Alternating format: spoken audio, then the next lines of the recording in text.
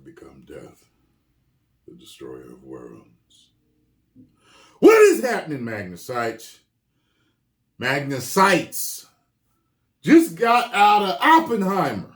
Let's toss up Barbie or Oppenheimer. Barbie or Oppenheimer.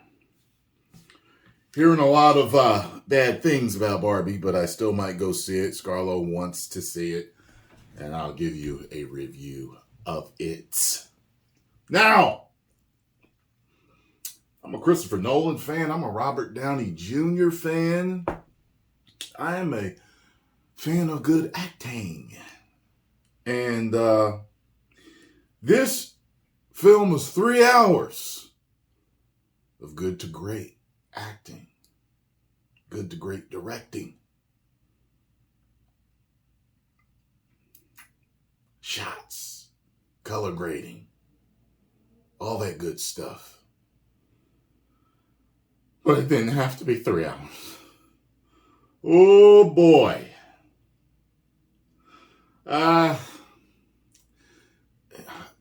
There are, every director has their fans that, just absolutely love every single thing that they do and they can't do wrong and all this other stuff. I remember that when, what was that movie that came out that Nolan did, the war movie, where there wasn't a lot of dialogue whatsoever. Y'all know what I'm talking about. Well, I got attacked for it. Whatever. It's being a YouTuber. Get blocked. Welcome to the block party. But it was kind of the same here with stuff. While that one had no dialogue. Dunkirk. While Dunkirk had no dialogue, this one had plenty of dialogue. It was long and you felt the length. Pun intended. That's what Nasty Nate said. However, though, I couldn't be mad at the acting. The acting was, I enjoyed myself to an extent, but at a certain point and certain points, you are bored. Your mind does wander. You're like, good Lord. It's one of those things, a coffee snob will sit down and enjoy a cup of coffee. I don't know. They will drink. It'll take them 20, 25 minutes to drink a cup of coffee. A lot of us, it's only going to take us around 5 minutes to drink that cup of coffee. That's what it kind of feels like here. I feel like there are going to be people that are going to go to this movie. They're going to be the connoisseur, the movie dialogue, the connoisseur. And they will, lovely. That scene was lovely, wasn't it? And I think there's going to be people there are going to go. Nolan fans are going to go, and there's going to be two sides of it. It's going to be his Dark Knight fans, and there's going to be his Dunkirk fans. And I think that his Dunkirk fans are going to absolutely love this and call it a masterpiece.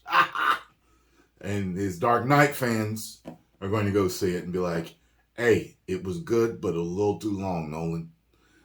That's how I feel about it. It was good, but a little too long. It's not a bad movie at all. And there's some great performances in there. Robert Downey Jr. in particular does kick ass in this. He does great. There's a couple particular parts where it's like, but everybody's good in it. Everybody's good in it. I'm going to give this a 3 out of 5. Woos! Yeah. So be ready to feel that 3 hours. There may be some of you be like, I didn't feel it. Well, I did. Okay. Be ready to feel it. Set aside the time and know what you're going into. Okay?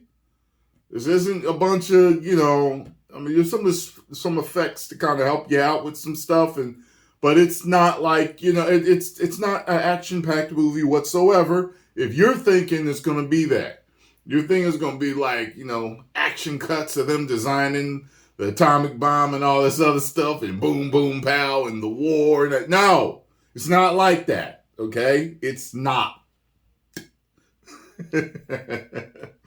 Where'd I get that from? Y'all better know. So, post comments down below. Let me know what you all thought if you've already seen it.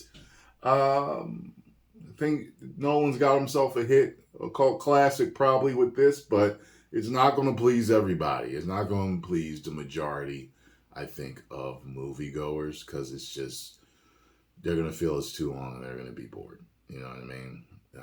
I went into it knowing what to expect, because I've seen enough of Nolan to know what Nolan does, and, I just knew, so, yeah. 10 million subscribers. Woo!